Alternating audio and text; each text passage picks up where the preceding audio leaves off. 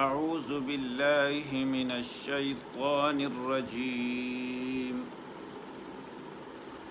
بسم اللہ الرحمن الرحیم رب اشرح لی صدری ویسر لی امری واحلل عقدۃ من لسانی یفقهوا قولی۔ محترم سامعین و ناظرین، آج درس قرآن حکیم کے سلسلے میں سورہ صاد کی آیات نمبر 30، 31، 32 اور 33 4 آیاتوں کو لے کر آپ کی خدمت میں حاضر ہیں۔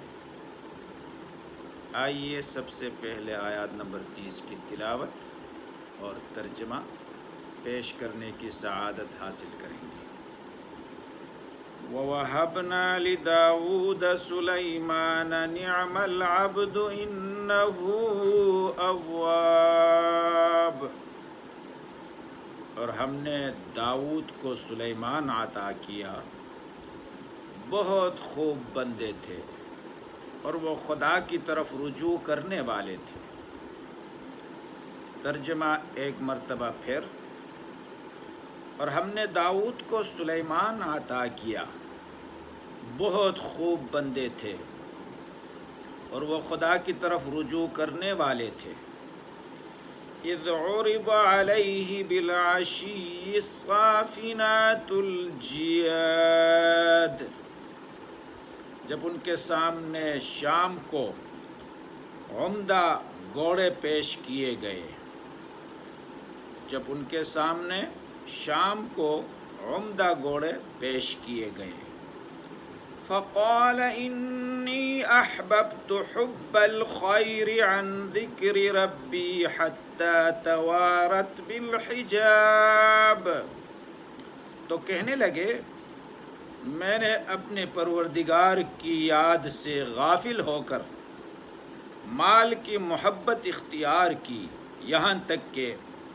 آفتاب پردے میں چھپ گیا۔ ایک بار پھر، تو کہنے لگے میں نے اپنے پروردگار کی یاد سے غافل ہو کر مال کی محبت اختیار کی، یہاں تک کہ آفتاب پردے میں چھپ گیا۔ ردوها علی فتفق مسحا بالسوق والاعناق، بولے کہ ان کو میرے پاس واپس لاؤ، پھر ان کی ٹانگوں اور گردنوں پر ہاتھ پھیرنے لگے۔ بولے کہ ان کو میرے پاس واپس لاؤ، پھر ان کی ٹانگوں اور گردنوں پر ہاتھ پھیرنے لگے۔ یہ تو آیات مبارکہ کا،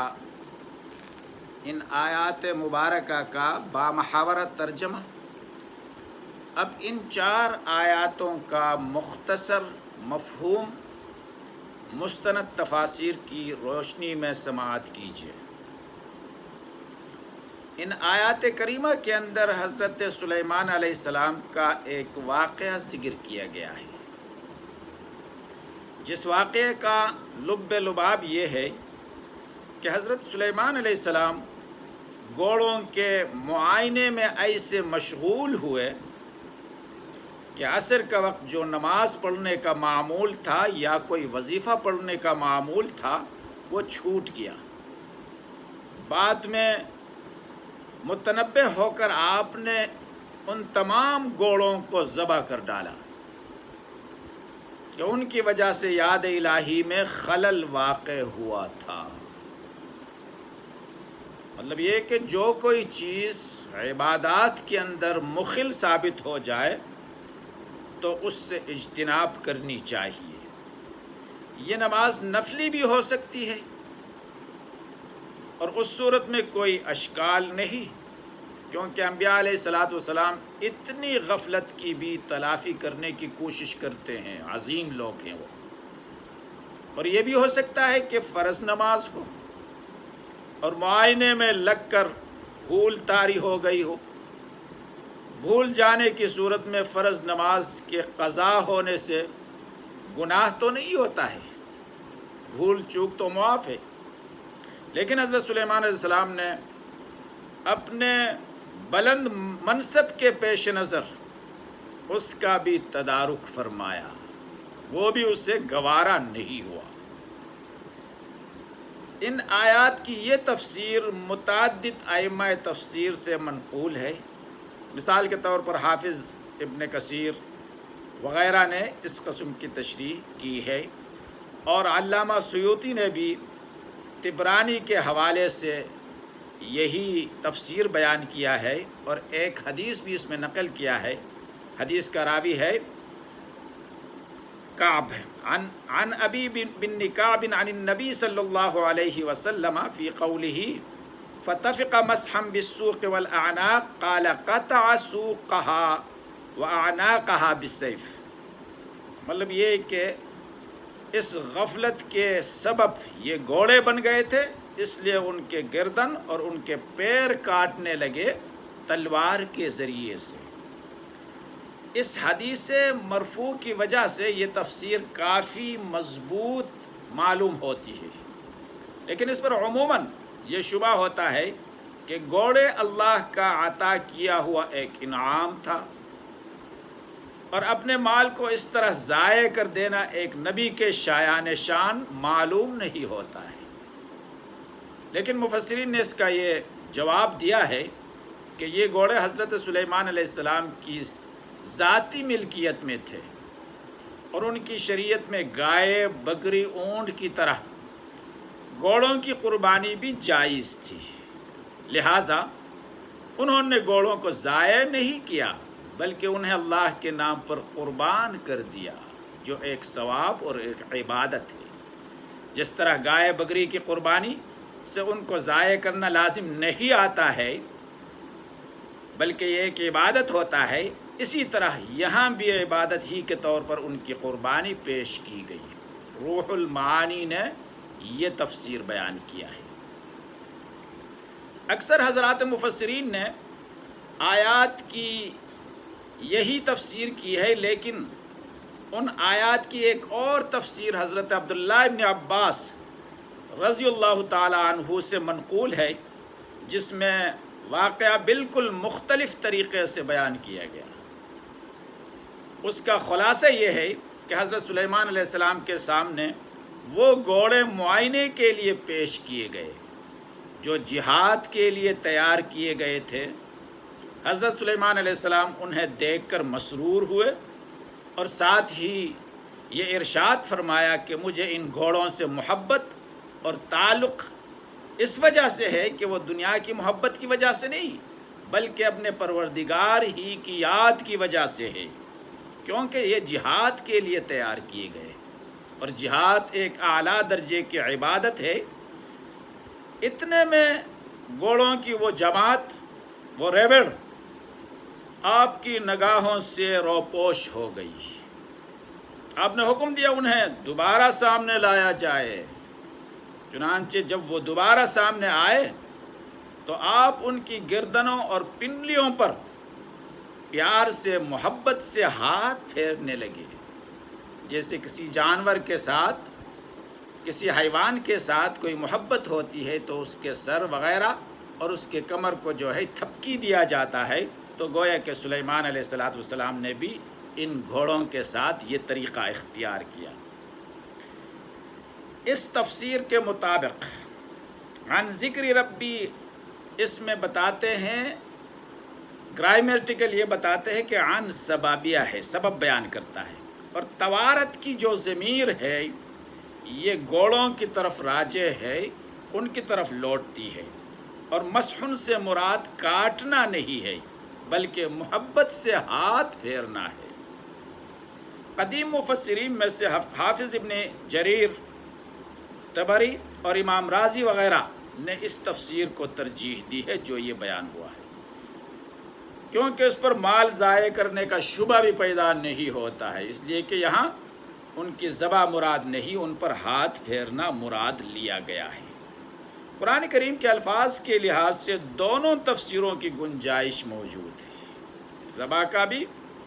ہاتھ پھیرنے کا بھی دونوں تفسیروں کی گنجائش موجود ہے، لیکن پہلی تفسیر کے حق میں چونکہ ایک مرفوع حدیث آ گئی ہے جو سند کے اعتبار سے حسن ہے، اس لیے اس کی قوت بڑھ جاتی ہے۔ بعض حضرات مفسرین نے پہلی تفسیر کو اختیار کرتے ہوئے یہ بھی کہا ہے کہ نماز عصر کے قضا ہو جانے کے بعد حضرت سلیمان علیہ السلام نے اللہ تعالیٰ سے یا فرشتوں سے یہ درخواست کی کہ سورج کو دوبارہ لوٹا دیا جائے، چنانچہ سورج لوٹا دیا گیا اور آپ اپنے معمول پورا کر لیا، چاہے وہ وظیفہ ہو چاہے وہ نماز ہو۔ اس کے بعد دوبارہ سورج غروب ہوا۔ یہ حضرات ردوہا کی ضمیر کو سورج کی طرف راجع مانتے ہیں، لیکن محقق مفسرین مثلا علامہ علوسی وغیرہ نے اس قصے کی تردید کی ہے کہ سورج کا لوٹ آنا وغیرہ، اور کہا ہے کہ ردوہا کی ضمیر سورج کی طرف نہیں بلکہ گوڑوں کی طرف راجع ہے، یعنی ان گوڑوں کو لوٹا دیجیے۔ اس لیے نہیں کہ معاذ اللہ سورج کو دوبارہ لوٹا دینا اللہ کی قدرت میں نہیں ہے، اس کے لیے مشکل ہے، بلکہ اس لیے کہ یہ قصہ قرآن و حدیث کی کسی دلیل سے ثابت نہیں ہے۔ روح المعانی نے یہ بیان کیا ہے۔ بہرکیف اس واقعے سے یہ بات ثابت ہوتی ہے کہ اگر کسی وقت اللہ کی یاد سے غفلت ہو جائے تو نفس کو سزا دینے کے لیے اس سے کسی فعل مباح سے محروم کر دینا جائز ہے، یہ ان آیات سے معلوم ہوتا ہے، اور حضرات صوفیاء کرام کی اصطلاح میں اس سے غیرت کہا جاتا ہے۔ کسی نیکی کی عادت ڈالنے کے لیے اپنے نفس پر ایسی سزائیں مقرر کرنا اصلاح نفس کا ایک نسخہ ہے، اور اس واقعے سے اس کا جواز بلکہ استحباب معلوم ہوتا ہے کہ سرکار دو عالم صلی اللہ علیہ وسلم سے بھی مروی ہے کہ ایک مرتبہ حضرت ابو جہم رضی اللہ تعالی عنہ نے ایک شامی چادر ہدیتاً پیش کی جس پر کچھ نقش و نگار بنے ہوئے تھے۔ آپ صلی اللہ علیہ وسلم نے اس چادر میں نماز پڑھی اور واپس آ کر حضرت عائشہ رضی اللہ تعالی عنہا سے فرمایا کہ یہ چادر ابو جہم رضی اللہ تعالی عنہ کو واپس کر دو، کیونکہ نماز میں میری نگاہ اس کے نقش و نگار پر پڑ گئی تو قریب تھا کہ یہ نقش و نگار مجھے فتنے میں ڈال دے۔ مطلب یہ کہ جو چیز عبادت کے اندر مخل ثابت ہوتا ہے اس کو ازالہ کرنے کی جواز بلکہ استحباب معلوم ہوتی ہے۔ اسی طرح ابو طلحہ رضی اللہ تعالی عنہ ایک مرتبہ اپنے باغ میں نماز پڑھتے ہوئے ایک پرندے کو دیکھنے میں مشغول ہو گئے، جس سے نماز کی طرف خشوع میں خلل آ گیا،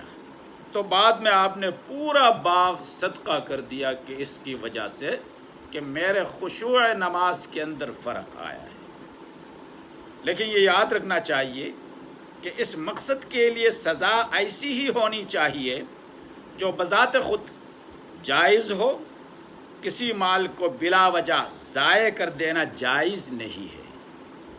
لہذا ایسا کوئی کام درست نہیں جس سے اضاعت مال لازم آتی ہو۔ صوفیاء کرام میں سے حضرت شبلی رحمۃ اللہ علیہ نے ایک مرتبہ اسی سزا کے طور پر اپنے کپڑے جلا دیے تھے۔ ہو سکتا ہے وہ کپڑے اس کو کسی خشوع کے لیے مانع بن گئے تھے یا اور کوئی وجہ ہوا تھا، لیکن محقق صوفیاء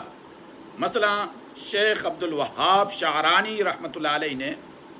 ان کے اس عمل کو صحیح قرار نہیں دیا۔ اس واقعے سے ایک دوسری بات یہ معلوم ہوتی ہے کہ مملکت کی ذمہ داریاں